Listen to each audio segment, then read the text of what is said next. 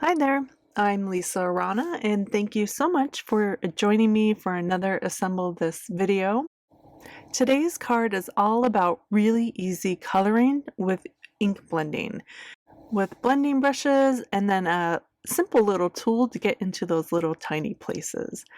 I'm featuring the brand new Unity Stamp Company Winnie the Pooh Winter Footprints stamp set, and it's going to be perfect for this technique.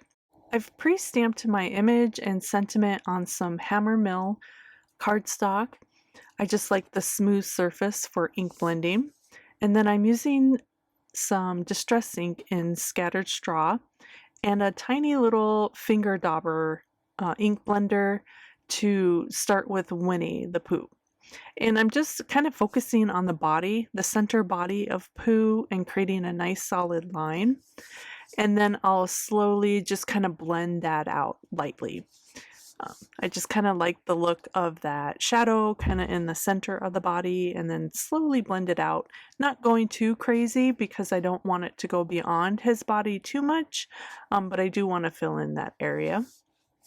And then because Piglet was so small and I didn't have a small enough ink blender, I thought I'd grab a Q-tip and see how that worked out. And it actually worked out really great.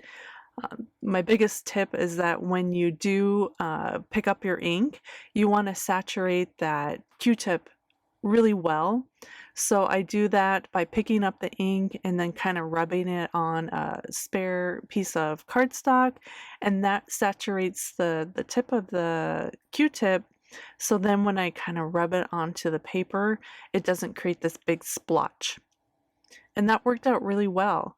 And I'm just going between two colors of distress inks. This is Spun Sugar and Candy Apple. And that's the colors I decided to use for Piglet. So don't be afraid to grab some utensils that you just have in your home to try some coloring. I really like the way that this ink blending turned out with the Q-tip. For the footsteps, I'm using some speckled egg and hickory smoke, just kind of creating a shadow look of those footprints and snow. Again, I'm picking up the ink and kind of saturating the Q-tip by rubbing it on the spare piece of cardstock. That way I don't get a big blotch of ink when I touch it to the paper. Let's create a bit of clouds, and I use the cloud and wave stencil from Unity, and then again that same speckled egg ink, and I'm just using another finger dauber to blend that on. I like to flip the stencil over and rotate it just a bit so I get different looking clouds each time. You could mask off Winnie the Pooh and Piglet, but I was feeling lazy, so I didn't. I was just careful not to ink the clouds too far over their bodies. And then just for a little bit of an accent, I added some white gel pen to the bodies, just for a little bit of a highlight.